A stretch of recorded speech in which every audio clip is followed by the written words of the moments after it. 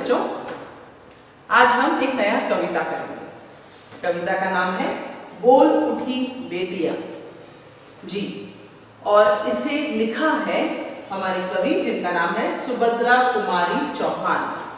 कविता को शुरू करने से पहले थोड़ा सा कवि का परिचय करेंगे। कवि लिखने वाली यानी हमारी कवित्री का नाम है सुभद्रा कुमारी चौहान, जिनका जन्म 1904 में हुआ था और उनका मृत्यु 1948 में एक कार दुर्घटना के कारण हो गई थी।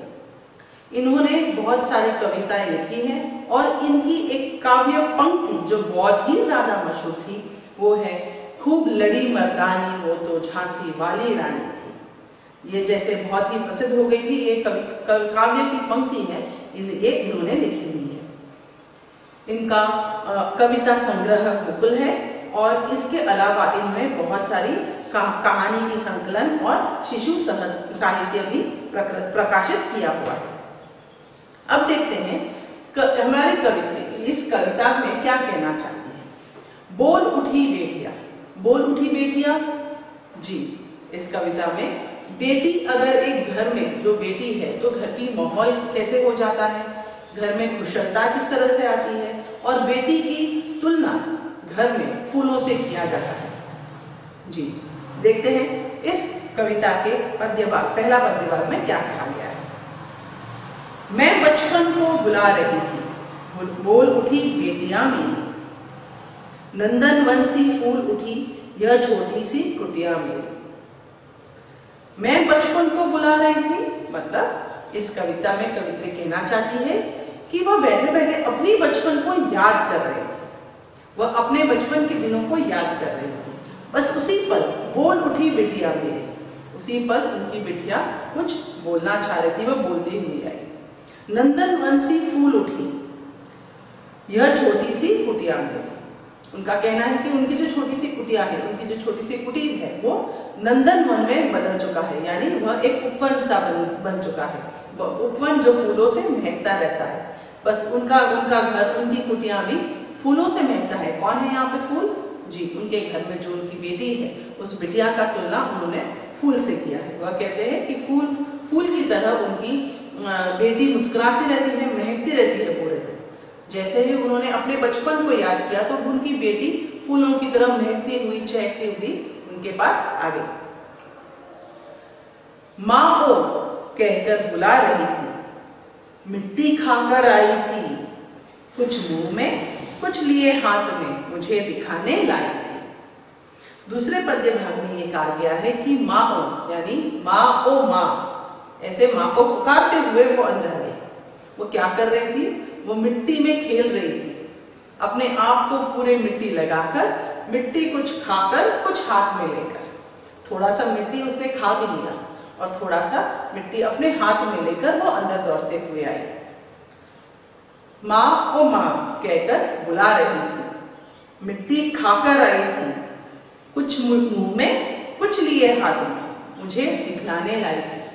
वो खुशी खुशी अंदर दौड़ते हुए आई। माँ ओ माँ, वो मिट्टी में खेल रही है, मुझे कुछ अच्छा मिला है माँ, आज मेरे पास कुछ नया है जो तुमने मुझे कभी खेलने नहीं दिया। आज मैं वो चीज लेकर आई हूँ या वो चीज मैं खेल कर आई हूँ जिससे मन बहुत ज्यादा प्रसन्न हुआ है।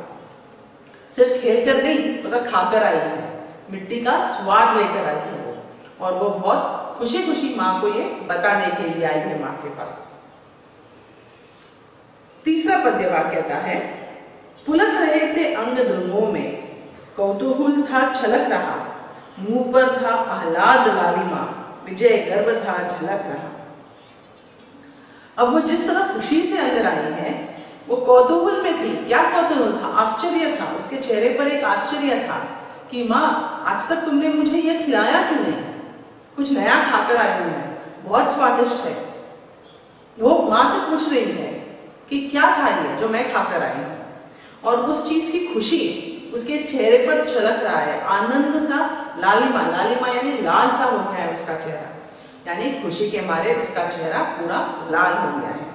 विजय गर्व था झलक रहा, बहुत बड़ा सा कुछ काम करके आई है, बहुत गर्व है उसे अपने आप पर, वो जो करके आई है उस पर, और उसे देखकर उसकी माँ बहुत खुश हो गई। एक बार पूरा कविता पढ़ देती हूँ।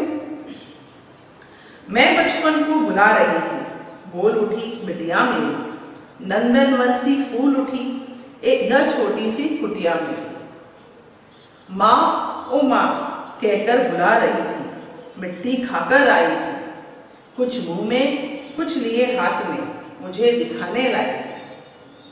पुलक रहे थे अंग रंगों में, कौतूहल था छलक रहा, मुंह पर भी आह्लाद लालिमा, विजय गर्वदार झलक रहा। आपको इस पूरे कविता को कंठस्थ करना है। बहुत ही प्यारा कविता है। इसे पूरे कविता को, इसे 3 पद्य भाग है, इसके तीनों पद्य भाग को आपको कंठस्थ करना है। अब देखते हैं इस कविता का शब्दार्थ क्या है। कुटिया, कुटिया यानी कुटीर, जिसे हम छोटा सा जो घास से बना हुआ घर है उसे कुटिया कहा जाता है। कुटिया या फिर कुटीर कहते हैं उसे। माओ, माओ यानी माँ ओ माँ, माँ को जिस तरह बुलाते हुए बिटिया घर के अंदर आई थी उसका पूरा वाक्य माँ ओ माँ। अब बच्ची छोटी थी, वो तो तोते जवाब में बात कर रही थी, आधी अधूरी बात करनी है। कौतूहल, कौतूहल यानी आश्चर्य, प्रबल, इच्छा, छलकना, उमड़ना, आह्लाद, आनंद, हर्ष, आह्लाद का अर्थ आनंद और हर्ष दोनों होता है। लालिमा यानी प्रसन्नता, लाल रंग, लाल रंग की प्रसन्नता के कारण जो चेहरे का रंग बदल जाता है, जो लाल हो जाता है, उसे लालिमा कहा जाता है। झलकना, प्रकट होना, जैसे खुशी झलकता है चेहरे पे, किसी की प्रकट हो जाती है, उसे झलकना कहते हैं। इस कविता के अभ्यास भाग में हमारे पास विलोम शब्द भी दिए हुए हैं और यहाँ पे तुकांत शब्द भी है। तुकांत शब्द यानी राइमिंग वर्ड्स, जिसे हम इंग्लिश में राइमिंग वर्ड्स कहते हैं। इसे हम नोट्स में करेंगे। धन्यवाद।